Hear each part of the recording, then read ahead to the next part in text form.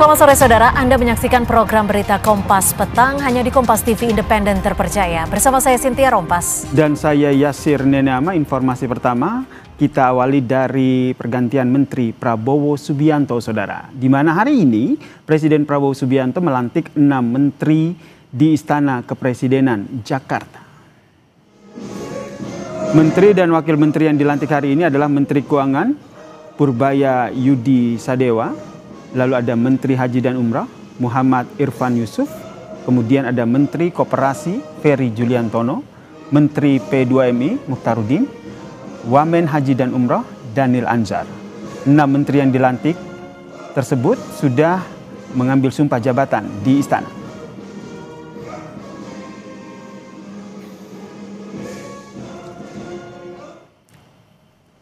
Sebelumnya saudara, Menteri Sekretaris Negara dalam konferensi persnya mengatakan atas berbagai pertimbangan dan masukan ke Presiden Prabowo Subianto, Prabowo pun memutuskan untuk melakukan perubahan susunan Kabinet Merah Putih.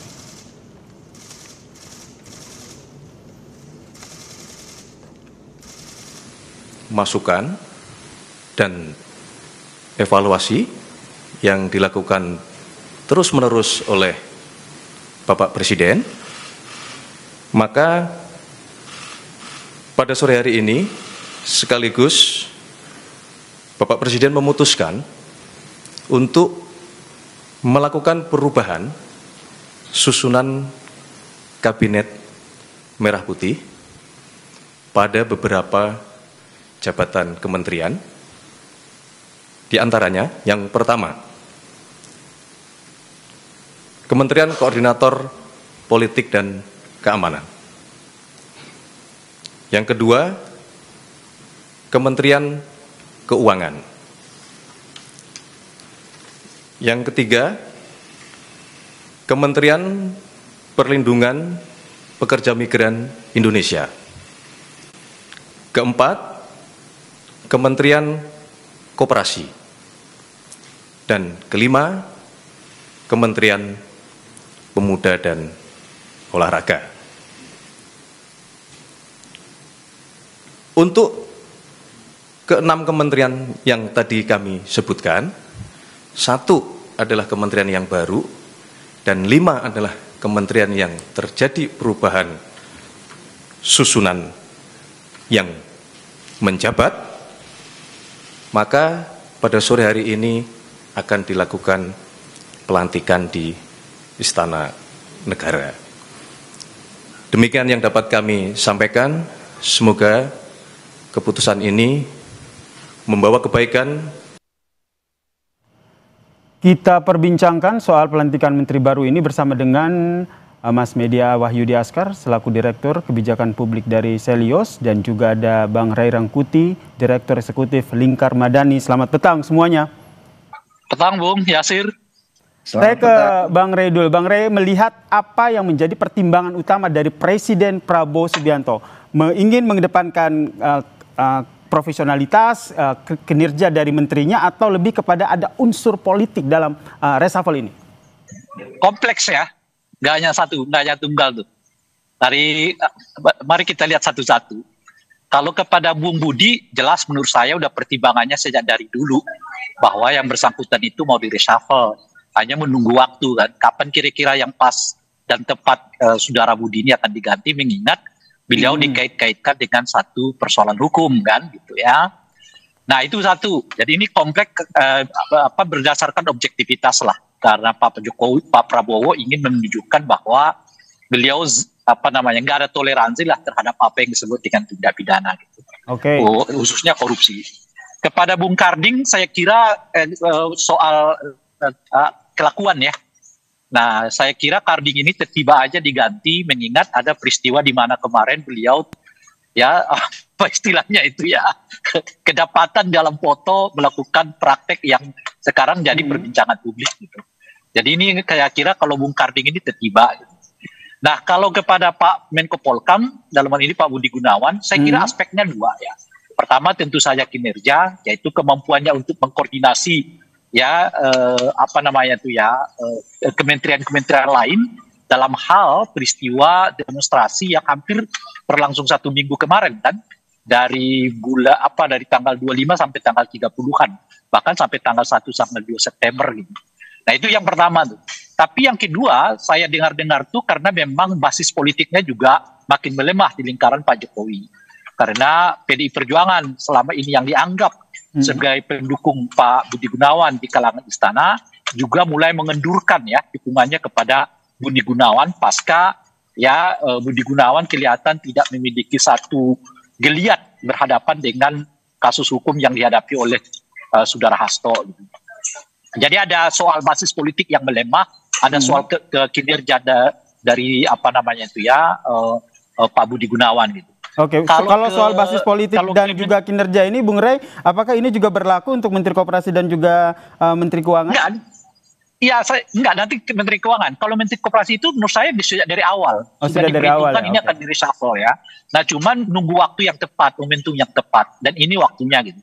Nah, kalau Menteri Keuangan ini menurut saya bukan kinerja ya. Jadi kan kita dengar kemarin-kemarin dalam peristiwa 27-28 Agustus itu sudah beredar isu bahwa Ibu Menkeu akan mengundurkan diri. Nah, tetapi ternyata tidak mengundurkan diri, tapi sekarang direshuffle oleh Pak Prabowo. Jadi soal mau mengundurkan diri itu dan sekarang direshuffle itu udah klop sebetulnya antara keinginan Ibu Sri Mulyani dengan fakta ya bahwa sulit juga bagi Pak Prabowo untuk mempertahankan posisi Ibu Sri Mulyani. Gitu. Nah, cuma saya mau mengatakan pilihan Ibu Sri Mulyani kalau mundur ini atau di reshuffle ini adalah pilihan yang anti klimaks ya bagi Ibu Sri Mulyani. Gitu. Kenapa saya sebut begitu?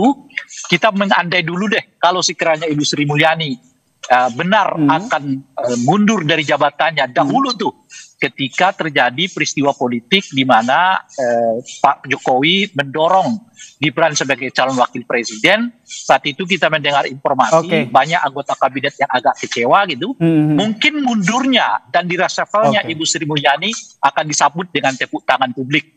Tapi sekarang saya kira mundurnya Ibu Sri Mulyani tahan di situ dulu karena Ibu Sri Mulyani ini seperti anti klimaks. Anti klimaks. Kami sudah tangkap poinnya. Penggantian dari Menteri Keuangan Sri Mulyani anti klimaks. Sebelumnya, saudara, kami juga sudah mencoba untuk mengundang perwakilan dari istana untuk bergabung dalam diskusi kita pada petang ini, namun belum bisa bergabung. Saya ke Bung Askar. Bung Askar, sebagai Direktur Kebijakan Publik Selios gitu, tentu punya pandangan tersendiri terkait dengan reshuffle Menteri Keuangan Sri Mulyani ini. Iya, untuk Bu Sri Mulyani saya kira dalam literatur administrasi publik itu ada kondisi di mana pejabat tinggi mengalami diminishing return of effectiveness. Jadi kelihatannya Bu Sri Mulyani setelah periode panjang menjabat, maka ada masa akhirnya jabatan, energi, ide, dan legitimasi politik dari Bu Sri Mulyani terus mengalami penurunan. Jadi ada kejenuhan dalam menghadapi masalah yang berulang, termasuk juga penurunan inovasi, baik itu di sektor perpajakan, termasuk juga beberapa waktu terakhir disorot dengan RAPBN kita, yang kelihatannya Bu Sri Mulyani tidak mampu berdiri tegak sebagai bendahara negara dan cenderung kemudian tidak disiplin lagi secara fiskal. Jadi saya lihat dalam konteks Menteri Keuangan terjadi birokratik fatigue karena tekanan yang berlebihan, dan tahu ya spotlight terhadap Bu Sri Mulyani kan tinggi sekali, dan di titik tertentu kelihatannya burn out dan akhirnya kemudian mempengaruhi kejernihan dalam merancang kebijakan strategis. Jadi saya kira kritik publik terhadap Kementerian Keuangan juga masuk akal, dan kemudian kelihatannya juga sudah dalam posisi untuk kemudian mungkin tidak hanya untuk pribadi ya, tapi juga demi menjaga kualitas keputusan negara. Bung Media, Anda melihat penggantinya yaitu mantan Kepala LPS Purbaya Yudi Sadewa ini seperti apa? Karena kekhawatiran jangan sampai akhirnya dengan pergantian Menteri Keuangan ini akan mengganggu pasar Indonesia. Ya, kalau kita lihat dari latar belakang pendidikan beliau ya, kelihatannya juga memang mau kan Menteri Keuangan harus berasal dari teknokrat, dan penggantinya sebetulnya juga cukup kuat begitu ya, sama-sama lulusan luar negeri karena jabatan di lembaga keuangan. Tapi kan soal trust harus dibangun ya, dan saya percaya bahwa waktu itu kan terus berubah dan kemudian ada masa juga kemudian digantikan oleh yang lain terus untuk kemudian kita lihat bagaimana menteri yang baru ini mudah-mudahan bisa lebih baik dari menteri sebelumnya.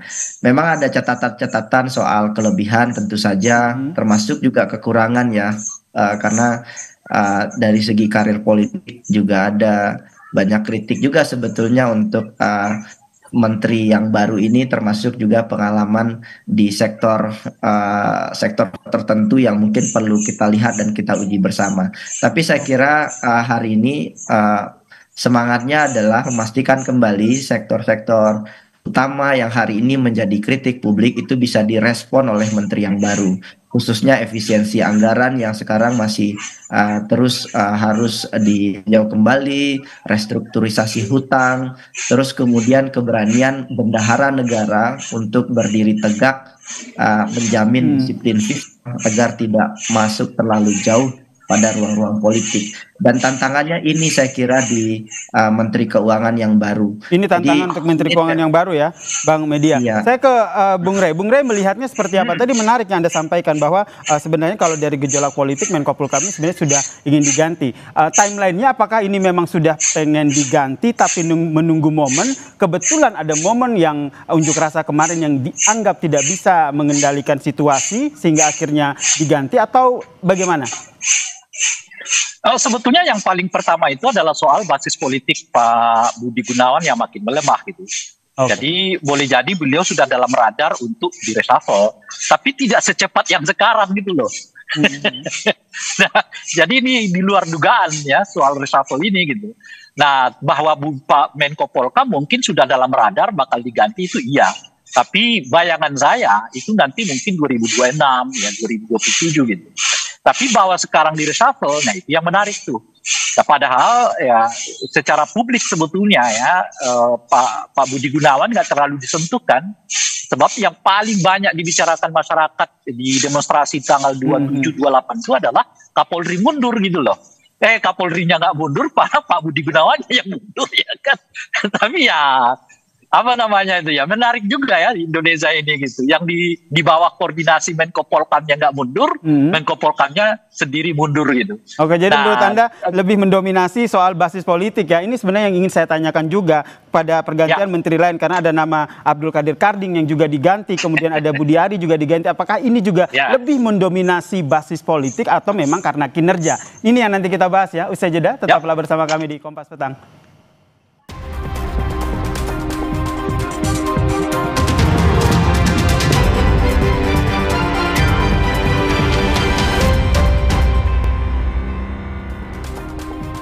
Pertanyaan gantung saya tadi ke Bung Rey, kalau kita lihat Budi Gunawan ini diganti karena lebih mendominasi karena basis politik begitu. Bagaimana dengan menteri yang lain? Ada Menteri P2MI, Abdul Qadir Karding dan juga Budi Ari. Apakah sama atau beda? Ada 2 Budi hari ini diganti ya. Ya, betul. Gimana Bung Rey? Halo, ada 2 Budi hari ini diganti ya. Nah, kalau terkait dengan Budi Ari, saya kira enggak. Kalau soal kinerja, karena seingat saya pada bulan Juli kemarin misalnya Pak Prabowo masih memuji kinerja dari Menteri Koperasi yang menyebut tingkat kesuksesan pembentukan Koperasi Merah Putih itu sangat memukau Pak Prabowo gitu. Saya kira masih 60% kata Pak Prabowo, ternyata yang dibentuk itu sudah sampai mencapai 80% gitu ya. Mungkin karena itulah Pak Budi Ari dipertahankan saat itu gitu. Makanya kalau kinerja saya kira enggak, lebih pada aspek itu tadi Pak Prabowo memang sudah lama nih mengagendakan yang bersangkutan untuk di reshuffle, mengingat ada kaitannya dengan kasus hukum yang tengah berlangsung yang dikait-kaitkan dengan beliau gitu ya. Itu satu. Kalau Karding juga menurut saya bukan kinerja, memang lebih pada aspek munculnya peristiwa yang tak terduga itu. Tapi masa karena soal muncul peristiwa yang tak terduga, karena kita juga bisa membacanya ini ada pengaruh politik apa ini di balik dari pergantian 2 ini kalau menurut Anda bukan karena soal kinerja? Kalau Karding itu juga relatif boleh disebut basis politiknya juga agak lemah memang. Kan beliau tidak merepresentasi PKB masuk ke dalam kabinet. Beliau itu lebih karena panitia pemenangan Pak Prabowo, jadi sebetulnya bukan representasi PKB. Dan itu saya kira beberapa kali juga diungkapkan oleh saudara Karding ya. Jadi lebih karena beliau ini sebagai orang yang ikut serta memenangkan Pak Prabowo secara personal, lalu dilibatkan di dalam kabinet. Jadi oleh karena itu mungkin PKB juga nggak terlalu tanda kutip gusar ya, nggak terlalu jengkel atau juga mungkin nggak terlalu merasa ditinggalkan dengan pergantian saudara Karding.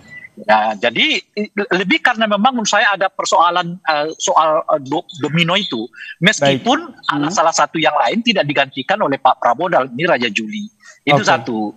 Nah yang kedua Bung, kalau Anda lihat 4 dari yang diganti ini, menariknya semua adalah menteri-menteri yang pernah ikut bersama dengan Pak Jokowi. Pak Budi Gunawan, ya kan, kemudian Budi Ari, dan yang terakhir adalah saudara Menteri Keuangan. Gitu. Oke, tahan sampai di situ dulu ya.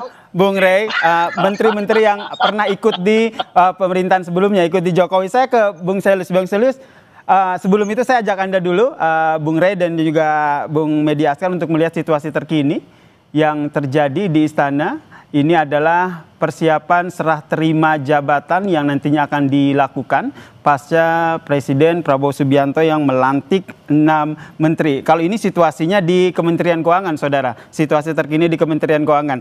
Bang Media, ini menurut Anda sendiri dengan digantikannya Menteri Keuangan Sri Mulyani ke Menteri yang baru yaitu Kepala LPS Bang Purbaya Yudi ini, nanti kedepannya apa yang menjadi tantangan? Karena kalau kita lihat selama ini respon publik terhadap kinerja dari seorang Sri Mulyani itu bisa dikatakan bagus.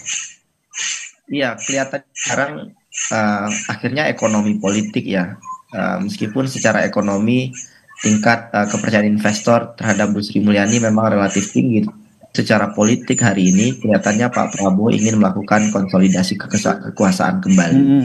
Jadi perlu teknokrat yang baru kemudian melakukan konsolidasi ulang, karena kritik publik terhadap sektor ekonomi hari ini itu luar biasa. Jadi termasuk juga salah satu yang sangat positif berkaitan dengan kebijakan perpajakan dan tren pendapatan perpajakan kita yang terus mengalami penurunan. Itu yang pertama. Kemudian yang kedua, kelihatannya juga kebijakan fiskal Pak Prabowo ingin lebih ekspansif begitu ya.